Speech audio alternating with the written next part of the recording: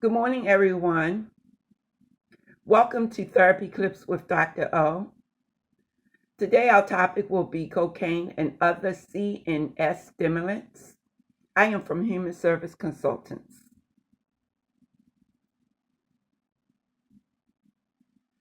Central Nervous System stimulants. CNS, which stands for Central Nervous System, stimulants increase respiration, heart rate, motor activity, and alertness. This classification includes cocaine, amphetamines, methamphetamine, Ritalin, caffeine, nicotine, and over-the-counter medication. Cocaine. Cocaine is also called coke, blow, toot, snow. And the freebase or smokable form of cocaine is called crack, rock, base. These are the most infamous of the CNS stimulants. Before it is sold on the street, it is adulterated or cut with substances such as powdered sugar, talc, like powder, arsenic, lidocaine, strychnine, or methamphetamine. Crack is produced by mixing the cocaine powder with baking soda and water and heating the solution. The paste that forms is hardened and cut into hard pieces or rocks. The mixing and heating process removes most of the impurities from the cocaine. Here's a picture of cocaine. Here's a picture of crack cocaine. Now I'd like to talk to you about the physiological effects of crack and cocaine. What you are more likely to see and what happens to the body with cocaine and crack is dilated pupils, increased temperature, increased heart rate, increased blood pressure, feelings of restlessness, irritability, anxiety, sudden death in some first-time users, paranoia if taken in high doses. Depression happens when the user stops taking the substance. Also, there can be ulceration of the mucous membrane of the nose, so you can see holes in the person's nose. Damage to the nasal septum, cardiac, heart arrest, or seizures followed by breathing and respiratory arrest. So this is what could have happened to DMX when they said he had a heart attack from drug overdose because his drug of choice is cocaine. And then it's followed by breathing, which means respiratory arrest. So instead of saying breathing, I should say the lack of breathing. Next, we'll talk about amphetamines, Ritalin, and caffeine. So amphetamines are also central nervous system stimulants.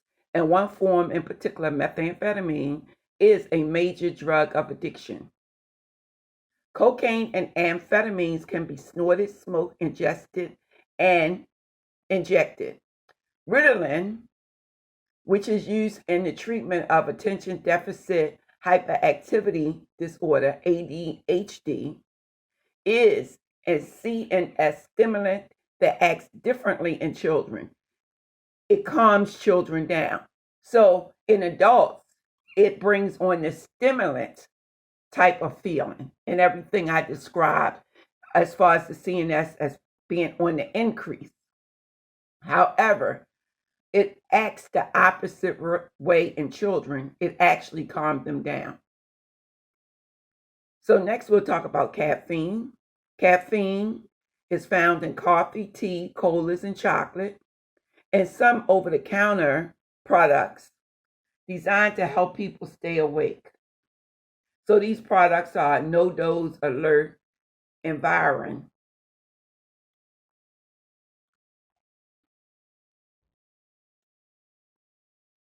Caffeine is consumed in beverage form, but it is also eaten like in chocolate and taken in pill form like in no-dose. Nicotine is smoked, but it also can be chewed. So you have chewing tobacco and nicotine gum. Or it can be administered through a skin patch. So it also have euphoric effects. That means that it make you feel good. And nicotine is highly addictive as far as tobacco products go. An estimated 430,000 Americans die each year from smoking-related illnesses. Here's a picture of coffee beans, which is caffeine. Here's a picture showing you that caffeine is in cola sodas, coffee, and other drinks. Here's a picture of methamphetamine. And now I want to talk to you about some of the physiological effects. What can happen to the body when methamphetamine is injected? So it brings damage to brain cells that contain neurotransmitters called serotonin and dopamine. We need these neurotransmitters, so we don't want them damaged. When dopamine is reduced, then the person may have movement disorder similar to Parkinson's disease. Methamphetamines can have euphoric, increased wakefulness, increased activity, decreased appetite, increased respiration, and hypothermia, irritability. It also can cause insomnia. That means you can't sleep, confusion, tremors, convulsions, anxiety, paranoia, aggressiveness, hypothermia. That means that your body isn't warm enough, and convulsions, which can result in death and increased heart rate and blood pressure. It can also damage blood vessels in the brain, producing strokes, respiratory problems, extreme anorexia. That means that there's not enough body fat. The person is awfully skinny. Cardiovascular disease, which means that it will collapse, and death. Unpredictable behavior, mood swings from passive to violent for no apparent reason. Symptoms of intoxication and disorientation.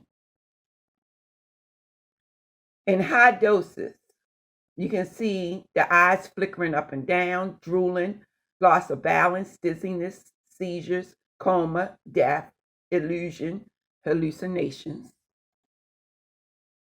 Also, it can mimic the full range of symptoms that's related to schizophrenia, such as delusion, paranoia, a disordered type of thinking, catatonia, which means that there's stiffness in the muscles in the person's body may form in a certain way, sparse and garbled speech, memory loss, difficulty in speech and thinking, and depression.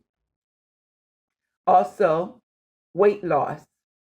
If it is taken with other CNS depressants, so if stimulants are taken with depressants, it can lead to coma or accidental overdose.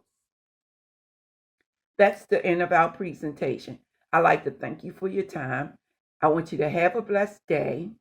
And also, don't forget, we need more love in the world, so love always.